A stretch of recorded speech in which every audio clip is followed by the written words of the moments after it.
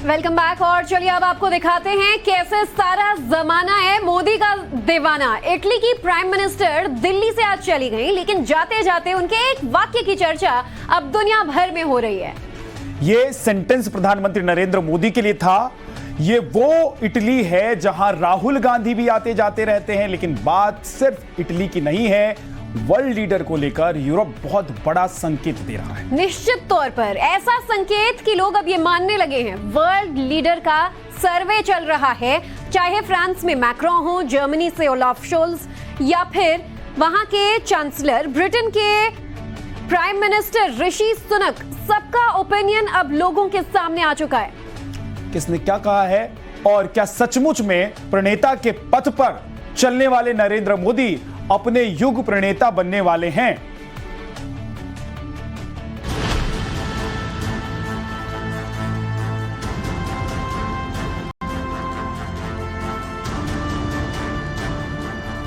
The Prime Minister Modi has reached, I think, is the most loved one of all around the world.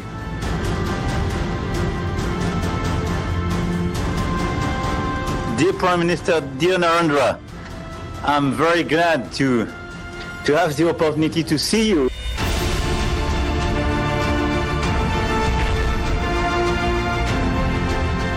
A lot has been done in the past years under the leadership of Prime Minister Modi. Naturally, he's a patriot of his country. And his idea of Make in India, it matters.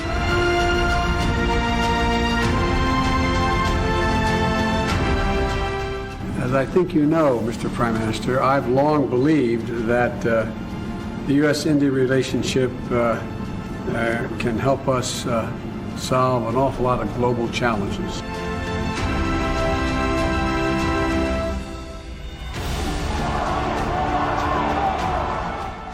कोई दुनिया की चुनौतियों के solution के लिए मोदी की तरफ देखता है, कोई यूक्रेन रूस जंग के खत्म करने में मोदी की भूमिका खोजता है, कोई ग्लोबल मंदी से निपटने में मोदी सूत्र को साधता है, कोई मोदी की लीडरशिप का कायल होकर बेबाक कहता है, PM Modi most love of all world leaders.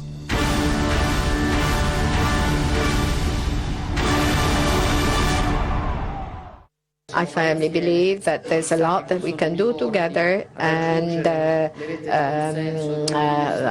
I'm not sure if this will lead me to the approval rate that the Prime Minister Modi has reached. I think is the most loved one of all around the world. But I mean, this has really proven that he has been a major leader, and congratulations for that, Prime Minister.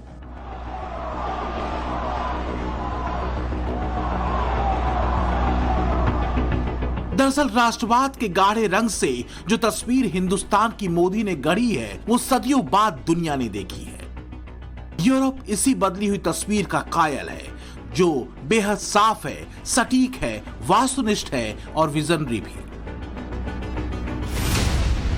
जो कट्टरपन के खिलाफ है, जाति भेद के खिलाफ है, जिसका लक्ष्य एक है, सबका साथ और सबका विकास।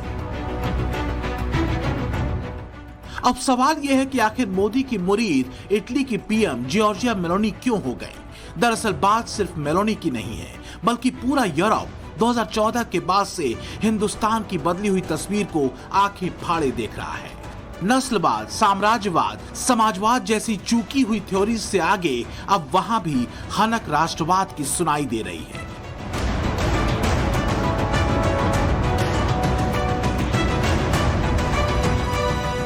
कोरोना संकट के दौर में पिछले साल इटली की पहली महिला पीएम के तौर पर मेलोनी को चुना गया, जिनकी राजनीतिक लकीर मोदी की राजनीतिक धारा से मेल खाती है। मोदी की तरह ही मेलोनी भी धुर राष्ट्रवादी हैं, दक्षिणपंथी लीडर के तौर पर पहचान रखती हैं, कट्टर धार्मिक हैं और परंपरा और संस्कृति की पक्षधर हैं। राष्ट्रवादी मेलोनी के लिए भी राष्ट्रहित सर्वोपरि है। में इन दिनों हिंदू राष्ट्र का मुद्दा गरमाया हुआ है। कोई भारत के पहले से ही हिंदू राष्ट्र होने का दावा कर रहा है, तो कोई हिंदू राष्ट्र को एक ख्वाब बताता है। और इस जुबानी जंग के बीच कुछ मुस्लिम नेता और मौलाना मुसलमानों को डराने के मिशन में भी लगे हुए हैं। लेकिन हिंदू राष्ट्र की लगातार हुंकार भर रहे बागेश्वर धाम वाले बाबा यानी कि बागेश्वर धाम सरकार यानी कि पंडित धीरेंद्र शास्त्री ने मौलानाओं को अपने अंदाज में जवाब दे दिया है। भारत हिंदू राष्ट्र था, है और फिर से घोषित होकर रहेगा। राष्ट्रीय धर्म सनातन धर्म है, सनातन धर्म ही राष्ट्र है, दोनों एक दूसरे के पूरक हैं। हम सब हिंदू एक हों, भारत हिंदू राष्ट्र। तुम अपनी जलन बरकरार रखो, हम अपना जलवा बरकरार रखें। हिंदू राष्ट्र हिंदुस्तान, पंडित धीरेंद्र शास्त्री की फिर वही तान। बागेश्वर धाम के पीठाधीश्वर हर मंच से अपने दरबार से हिंदू राष्ट्र निर्माण की हुंकार भर रहे हैं और इसके लिए हिंदुओं से एकता की अपील कर रहे हैं, तो साथ ही विरोधियों को खुलकर ललकार भी रहे हैं। हम जब तक सनातन का झंडा नहीं गाड़ देंगे तब तक पीछा नहीं छोड़ेंगे। और मेरे पागलों, अब तुम्हें डरने की आवश्यकता नहीं। अगर तुम सब साथ हो तो भारत हिंदू राष्ट्र हो। लेकिन बागेश्वर धाम वाले बाबा की इस ललकार से मौलाना परेशान हैं। मुस्लिम मौलानाओं में बाबा को लेकर हल्ला मचा है और मुस्लिम सियासतदान तो मुसलमानों के दिल और दिमाग में डर बैठाने में जुट गए हैं। जब बढ़ा लेंगे तो मुसलमान को तो ये बिल्कुल यानी एक लफ्ज भी जुबान से नहीं कहने देंगे, कोई अमल नहीं करने देंगे, उन्हें तो कोई हक ही नहीं रहेगा कानूनी एतबार से। सुना आपने, समाजवादी पार्टी के सांसद शफीकुर रहमान बर्क कह रहे हैं पंडित धीरेंद्र शास्त्री इस तरह का बयान देकर देश का माहौल खराब करना चाहते हैं। धीरेंद्र शास्त्री के हिंदू राष्ट्र वाले बयान को बर्क 2024 के लोकसभा चुनाव से जोड़ रहे हैं। हिंदू राष्ट्र न था, न है, न बनेगा इंशाअल्लाह। वो इसमें हालात बिगाड़ना चाहते हैं, माहौल खराब करना चाहते हैं। चूंकि सन 24 करीब है और बीजेपी की पॉलिसी है कि हिंदू मुसलमान लड़ाया जाए और यहाँ पर माहौल खराब किया जाए। यही वजह है कि देश का आज माहौल अच्छा नहीं है। फिलहाल हिंदू राष्ट्र निर्माण पर नेता से लेकर मौलाना तक अपने अपने दावे कर रहे हैं। कोई देश को सभी धर्मों का बता रहा है तो कोई संविधान की दुहाई दे रहा है और कोई इसे झूठा ख्वाब बता रहा है। तो राष्ट्र तो किसी के की ताकत नहीं है कि बना सके, कोई नहीं बना सकता। हिंदू राष्ट्र के निर्माण पर मुसलमानों को डर दिखाया जा रहा है। हिंदुस्तान के टुकड़े टुकड़े होने की चेतावनी दी जा रही है, लेकिन इस डर और चेतावनी का जवाब राजस्थान विधानसभा से मुस्लिम विधायकों ने दिया। राजस्थान के 2 कांग्रेसी विधायकों में से एक साफिया जुबैर ने खुद को रामकृष्ण का वंशज बता दिया, तो दूसरी कांग्रेसी विधायक अमीन खान ने ये कहकर चौंका दिया कि भारत में हिंदू सबकी रक्षा करेंगे।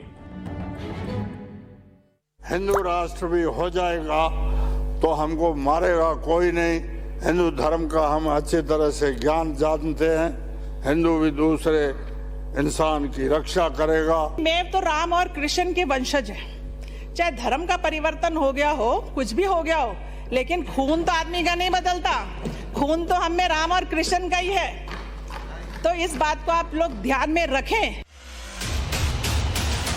पंडित धीरेंद्र शास्त्री के विरोधियों को सीधा और सपाट जवाब उस वक्त मिला जब पंडित धीरेंद्र शास्त्री ने सनातन पर परिचर्चा में एक मुस्लिम शख्स के उस सवाल का जवाब दिया जिसमें भविष्य के हिंदू राष्ट्र में मुसलमानों की हैसियत के बारे में पूछा गया। कि आप हिंदू राष्ट्र की बात करते हैं, हिंदू राष्ट्र बना रहे हैं, तो कहीं ना कहीं मुस्लिम समाज की मन में ये रहता है, क्योंकि कुछ लोगों को पता है, कुछ लोगों को ज्यादातर पता नहीं है कि हिंदू राष्ट्र में मुस्लिम समाज का स्थान क्या और कहां रहेगा। गुरुजी ताली बजाइए। इस्माइल खान साहब, आपके माध्यम से हम समूचे भारतवर्ष के मुसलमानों को पहले बात तो ये कहना चाहते हैं, जो भी हमारी इस वीडियो को सुनेंगे, कि हमारे हिंदू राष्ट्र की कल्पना में भारत का मुसलमान जहां अब है वहीं रहेगा। हमारे भारत हिंदू राष्ट्र की कल्पना में किसी भी पंथ को भारत छोड़ने की आवश्यकता नहीं है। हिंदू राष्ट्र का मतलब कोई एक मजहब की बात, किसी एक धर्म की बात होती नहीं। हिंदू राष्ट्र मतलब सनातन, सनातन मतलब सबका घर। अब जब देश में हिंदू राष्ट्र और हिंदुत्व को लेकर चर्चाओं का बाजार गुलजार हो चुका है, पंथ निरपेक्षता के ध्वजावाहक हिंदू राष्ट्र का विरोध कर रहे हैं, हिंदुत्ववादी विचारधारा का विरोध कर रहे हैं और ये दुहाई दे रहे हैं कि यहाँ तो सदियों से हिंदू, मुस्लिम, सिख और ईसाई एक साथ रहते हुए आ रहे हैं।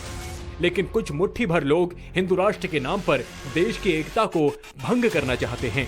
और तभी इन्हीं चर्चाओं के बीच केरल के राज्यपाल आरिफ मोहम्मद खान ने उन लोगों की बोलती बंद कर दी जो हिंदू राष्ट्र का विरोध कर रहे हैं। हिंदुस्तान की जमीन का अनाज खाने वाला, हिंदुस्तान का पानी पीने वाला हर किसी को यह हक है कि वो हिंदू कह सके। फिलहाल हिंदू राष्ट्र निर्माण और हिंदुत्व पर जारी बहस और बयानबाजी के बीच धीरेंद्र शास्त्री सनातनी पताका लेकर आगे बढ़ रहे हैं। विरोधियों का एक तबका भी उनके खिलाफ खड़ा होता जा रहा है, लेकिन इससे ज्यादा तादाद बढ़ रही है धीरेंद्र शास्त्री के समर्थकों की, जो हिंदू राष्ट्र के निर्माण के उनके संकल्प को साकार करने में साझेदारी बनने का दावा कर रहे हैं। Bureau report, times now, Navbharat.